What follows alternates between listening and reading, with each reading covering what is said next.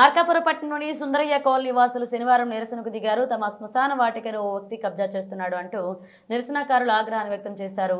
అటువైపు వెళ్తున్న ఎమ్మెల్యే కందుల నారాయణరెడ్డి వెంటనే నిరసనకారులతో మాట్లాడారు. విషయం తెలుసుకుని ఎటువంటి అన్యాయం జరగకుండా చూస్తామని నిరసనకారులకు హామీ ఇవ్వడంతో వారు నిరసన విరమించారు.